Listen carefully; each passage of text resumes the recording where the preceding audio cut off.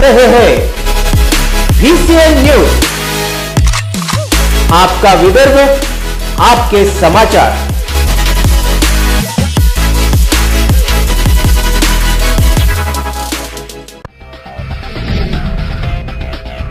तर विश्रांतीनंतर मी आशिष पुन्हा एकदा तुमचं स्वागत करतो। वळूयात आता पुढच्या बातमीकडे।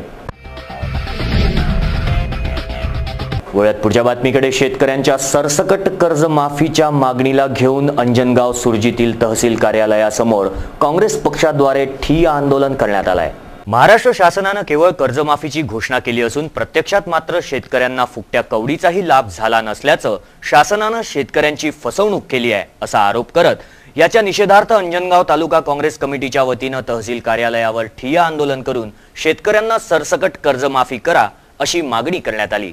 मुख्यमंत्री देवेंद्र फडणवीस शासनाची कर्जमाफीची योजना फसवी असून शेतकऱ्यांना इतर कोणत्याच योजनेचा लाभ मिळत नसल्याचा आरोप करत शासनाने 30 जून 2017 पर्यंत सर्व थकबाकीदार पुनर्गठित शेतकऱ्यांना शेतीपूरक शेती अवजारे, पॉली हाऊस, शेडनेट, नागरिक बँक पतसंस्था यांच्याकडून शेतीसाठी घेतलेले कर्ज माफ करावे व दुबार पेरणीसाठी कर्ज असणाऱ्या शेतकऱ्यांवर प्रति हेक्टर 20,000ची आर्थिक मदत देऊन अंजनगाव तालुका दुष्काळग्रस्त करावा अशी मागणी काँग्रेसच्या वतीने करण्यात आली।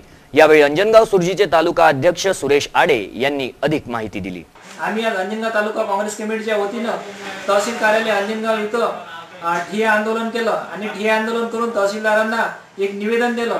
त्या निवेदनामध्ये आम्ही जे या फडणवीस सरकार नसून या फडणवीस सरकारने जे शेतकऱ्यांची जी फसवणूक केलेली आहे खोटं बोलून आम्ही सरसकट कर्जमाफी केली, हे सरसकट कर्जमाफी नसून प्रत्येक गावात फक्त 4 ते 5 शेतकरी कर्जमाफीचे निघत आहे।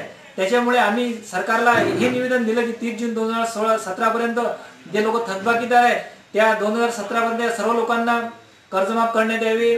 ज्या लोकांनी पुनर्गठन केलं त्याला प्रोत्साहन न देता त्यांना सुद्धा संपूर्ण कर्जमाफी करण्यात यावी। जे नियमित कर्जदार शेतकरी आहेत त्यांना कर्जमाफी करण्यात यावी। सुशिक्षित बेरोजगार असतील, शेतमजूर असतील आणि जे मायक्रो फायनान्स, नागरी बँका हे सर्वांना कर्जमाफ करण्यात यावं। आणि ज्या दुबार पेरणी केली शेतकऱ्यांनी, त्या संपूर्ण तालुक्यात दुबार पेरणी झाली त्याच्यामुळे शेतकरी अतिशय हतबल झालेला आहे। त्या लोकांना प्रोत्साहन देण्यासाठी हेक्टरी 20,000 रुपये शेतकऱ्यांना मदत करण्यात यावी।